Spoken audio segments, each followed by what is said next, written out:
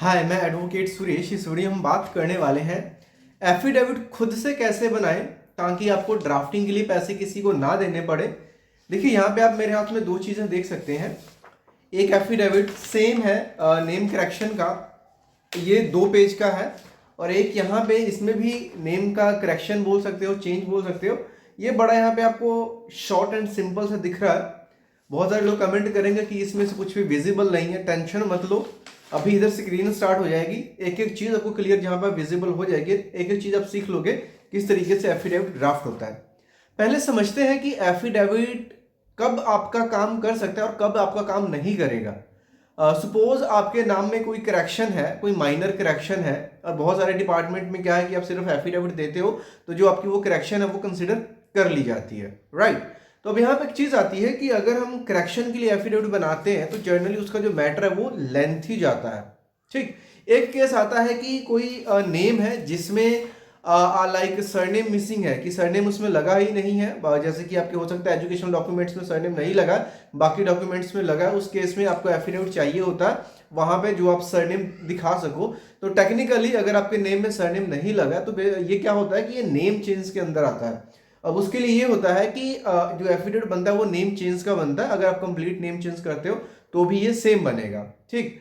अब अगर तो करेक्शन है फिर तो एफिडेविट से ही मात्र आपका काम चल जाएगा, लेकिन अगर आप कंप्लीट नेम चेंज कर रहे हो तो सिर्फ एफिडेविट से काम नहीं चलेगा। एफिडेविट के बाद न्यूज़पेपर में ऐड देना, उसको गैजेट नोटिफिकेशन में पब्लिश करवाना, फिर उसके बाद उस नोटिफिकेशन की मदद से सभी डॉक्यूमेंट्स में नया नाम अपडेट करवाने के बाद पूरा प्रोसेस कंप्लीट होता है। उस स्टेप की भी बात कर दूंगा, पूरा वीडियो देख लेना। यहाँ पे अभी मैं स्क्रीन यहाँ पे स्टार्ट करता हूँ ताकि आप चीज़ों को इजीली सीख पाओ। तो यहाँ पे देखिए, सबसे पहले यहाँ पे जो एफिडेविट का सैंपल मैं आपको विजिबल करा रहा हूँ, दिस वन, जो कि ये यहाँ पे एक लेंथी पेज था, ये अभी यहाँ पे आप जो डिस्प्ले यहाँ पे अभी चलेगी, यहाँ पे अच्छे से आप देख पाओगे। तो यहाँ पे आप देख सकते हो इजिली कि जो स्टार्टिंग में है यहाँ पे क्या है मैटर, कि श्रेयांश नाम का व्यक्ति है, श्रेयांश नाम का व्यक्ति है, और इसका जो नाम है ना बाय मिस्टेक क्या नोट हो चुका है, श्रेयांश में SH से इसका स्टार्ट है, बट टेक्निकली या क्लरिकल टाइप मिस्टेक की वजह से यहाँ पे श्रेयांश लिखा गया इंस्टेड ऑफ श्रेयांश कुमार। अब इसकी जो ड्राफ्टिंग है कैसे स्टार्ट हो रही है, I Shreyansh Kumar son of, father का नेम आ जाएगा, एज अबाउट 30 ईयर्स। अब यहाँ पे कई बार आप देखोगे कि कई बार एग्जैक्ट एज लिखी होती है, एज 30 ईयर्स। अगर तो आपकी आईडी में प्रॉपर डेट ऑफ बर्थ है, आपको पता है, और जो आपकी एज बनती है, फिर तो आपको अबाउट लगाने की जरूरत नहीं है। लेकिन बहुत सारे स्पेशली सीनियर सिटीजन के केस में क्या होता है कि उनके आइडेंटिटी कार्ड में जो भी है सिर्फ बर्थ ईयर लिखा होता है, उनको खुद भी नहीं पता होता एग्जैक्टली क्या है, तो वहां पे हम अबाउट वर्ड यूज करते हैं। तो अबाउट अगर कंफर्म है तो भी यूज करोगे तो कोई दिक्कत नहीं है, इससे आपकी एज पता चलती है। फिर रेजिडेंट ऑफ, जो जहां का भी आपका एड्रेस है with proper postal office, district, और जो भी आपका स्टेट है पिन कोड के साथ में, होल्डिंग यूआईडी नंबर, आप अपने आधार का नंबर भी मेंशन कर सकते हो, again this is the optional thing. उसके बाद में ये जो है do hereby solemnly affirm and declare as under, ये यहाँ पे पार्ट ऑफ द मैटर है। फिर यहाँ पे सबसे फर्स्ट पहले आप क्या बोलते हो कि आप इंडिया के सिटीजन हो, और जो ऊपर अपने एड्रेस दिए वहां के परमानेंट रेजिडेंट हो, ठीक। सेकंड लाइन में that my correct and full name is Shreyansh Kumar, जो कि आपका सही नाम है, वो चीज आपने बताया। थर्ड में अब जिस डॉक्यूमेंट में गलत है ना उसके जिक्र करोगे, इसमें इसमें इसमें इसमें इसमें गलत है, वो चीजें आ गई। फोर्थ में ये है कि श्रेयांश एंड श्रेयांश दोनों जो रॉन्ग इनकरेक्ट है, जो सही वाला refer to one and the same person that is myself, क्योंकि आप हो और दोनों आप ही के नाम है। उसके बाद में यहाँ पे है कि ये जो नाम है ना आगे के सभी रिकॉर्ड में है वो क्या सही, इस नाम से क्या होगा, आप डिक्लेयर करो कि यही नाम आपका सही रहेगा। फिर यहाँ पे अगेन ये आप अथॉरिटीज को रिक्वेस्ट करते हो कि जो भी यहाँ पे अपडेट करवाना है, अगर आपको किसी स्पेसिफिक अथॉरिटी ने, अगर सीबीएसई बोर्ड ने मांगा है तो वहां पे आप सीबीएसई की लाइन ऐड करोगे, उनको रिक्वेस्ट करोगे, या जहां पे भी वो भी ऐड कर सकते हो, अदरवाइज ये सेम लाइन भी यूज करते हो देन ये भी आपके लिए चलेगा। फिर डेपोनेंट के ऊपर आपका सिग्नेचर होगा, नीचे वेरिफिकेशन वाला डेपोनेंट के ऊपर आपका सिग्नेचर, वेरीफाइड एट प्लेस, जिस प्लेस पे आपने जो भी एड्रेस है वहां पे डालोगे, क्योंकि बेसिकली यहाँ पे जब आप इसको नोटराइज करवाओगे तो अपनी तहसील से करवाओगे तो आप अपने तहसील का यहाँ पे नाम डालोगे, और जिस डेट को कराओगे वो डेट डालोगे, और यहाँ पे यह डाल करके ये आपका मैटर वो रेडी है। अब यहाँ पे स्टैम्प पेपर कितने का लगेगा, स्टैम्प पेपर जो लगेगा मिनिमम 10 रुपए से स्टार्ट हो जाएगा। दिल्ली वगैरह में हो तो 10 रुपए का मिनिमम स्टैम्प पेपर मिल जाता है, कुछ स्टेट में 50 से कम का नहीं मिलता, और कुछ हमने ऐसा भी देखा कि 100 से कम का नहीं मिलता। तो मैक्सिमम की कोई लिमिट नहीं है, लेकिन मिनिमम 10 रुपए का भी अगर आप स्टैम्प पेपर लगा करके इसको नोटराइज करवा लेते हो देन ये काम करेगा।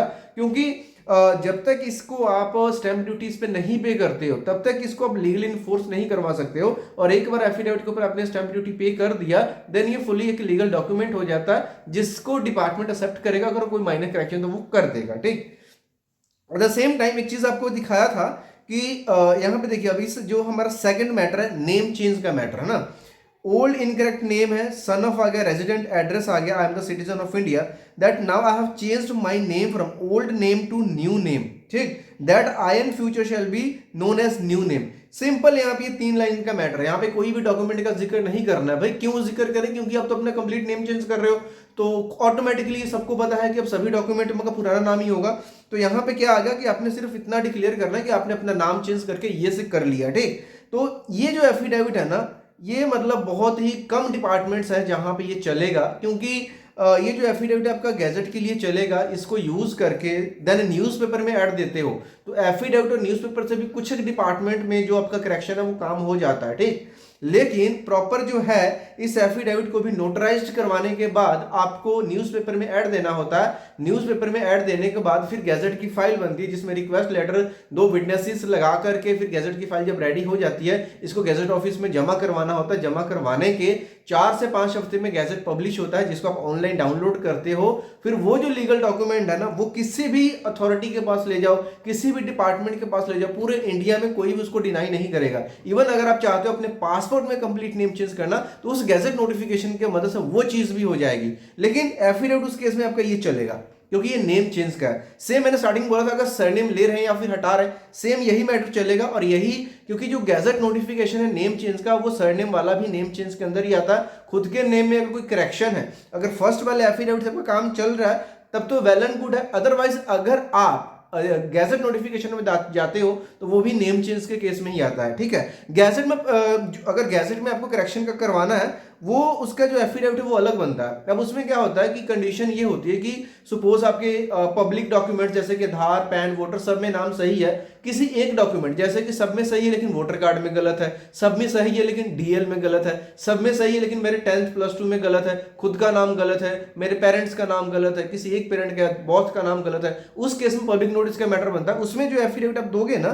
तो जो आपका मेन मैटर रहेगा ना जी, सेकंड और थर्ड लाइन आप देखो, इसमें ये आएगा name of mine has been wrongly written as this, जो गलत नाम मेरे एजुकेशनल डॉक्यूमेंट्स में लिखा हुआ। अगर वो 10th प्लस 2 में तो हम लिखेंगे 10th and 12th class educational documents issued by, अगर आप बोर्ड का नाम लिखना चाहो तो भी सही है, नहीं भी लिखोगे तो भी आपका गैजेट पब्लिश हो जाता है। और the actual name of mine is, जो सही नाम है वो भी लगाओगे, और उसके सपोर्ट में आपके पास डॉक्यूमेंट क्या क्या है, आधार एंड पैन, ठीक। उसके बाद में अगेन न्यूज़पेपर की ऐड, गैजेट की फाइल बनेगी, जमा होगी। अब इसमें क्या करेक्शन हो रहा है, क्योंकि आधे डॉक्यूमेंट्स ऑलरेडी हमारा नाम सही है, आधे में हम करेक्शन कर रहे हैं, लेकिन सब में गलत है, देन नेम चेंज का एफिडेविट। और नेम चेंज का एफिडेविट बनाने के बाद ये कंप्लीट तब होगा जब इसको आप गैजेट में नोटिफाई करवा देते हो। अगर सिर्फ करेक्शन है तो बहुत सारे डिपार्टमेंट में जो फर्स्ट मैटर हमने एफिडेविट का देखा उसी से काम चल जाएगा। तो उम्मीद करता हूं एफिडेविट कैसे बनाया, फिर एफिडेविट फॉर नेम करेक्शन किस तरीके से आप बना सकते हो, चीजों को सीख गए होंगे। फिर भी कोई डाउट क्वेश्चन बच जाए तो कमेंट बॉक्स में जरूर पूछे। मिलते हैं नेक्स्ट वीडियो में किसी और इन्फॉर्मेशनल वीडियो के साथ, तब तक के लिए बाय। चैनल के ऊपर नए हो तो वीडियो को लाइक करें, चैनल को सब्सक्राइब जरूर करें ताकि इस तरह की इंफॉर्मेटिव वीडियोस